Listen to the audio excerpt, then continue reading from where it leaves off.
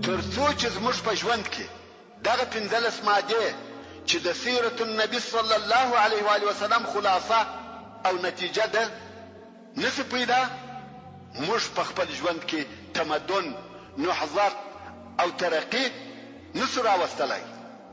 اول، فعال او مناسب پلان او تخطيط. پلان او تخطيط یعنی د یو شي لپاره صحیح نقشه جوړول او بیا د هغه نقشې جدي عملي کول. دوهمه ماده، صبر او قرباني. د ترقی د لپاره بده قرباني روح تر حد پوري وي. درېمه ماده، تدریب او تعلیم. ځکه تعلیم د ترقی لار ده.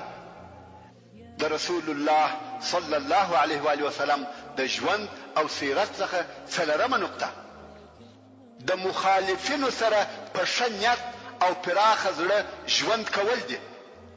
ستاسې په یاد دي چې رسول الله صلی الله علیه و آله وسلم د مدینې منورې و مختلفو طوائفو ته چې د مختلفو دیانتو تابع وه یو قانون جوړ کړي. ستاسې په یاد دي چې رسول الله صلی الله علیه و آله وسلم د مځکې و پاچاهانو ته لیکونه لیږل. ستاسې په یاد دي چې د حدیبیې صلح یې ولیکل.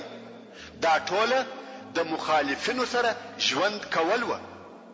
خو دا معنا نه لري چې زه به تر خپل حق تیریږم.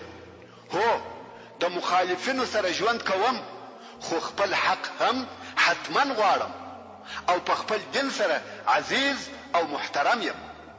ای هغه مسلمانانو چې په غرب کې اوسېږي، دا هم په یاد ولرئ چې په خپل دین سره ونه شرمېږئ.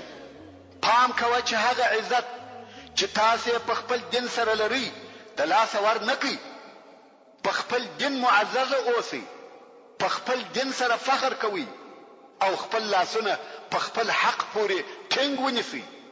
تا ولیده چې رسول الله صلی الله علیه و آله وسلم که په زور و که په رضا خپل حق خامخا اخستی و قریشو ته ویل ما او خلق سره پرېږدئ.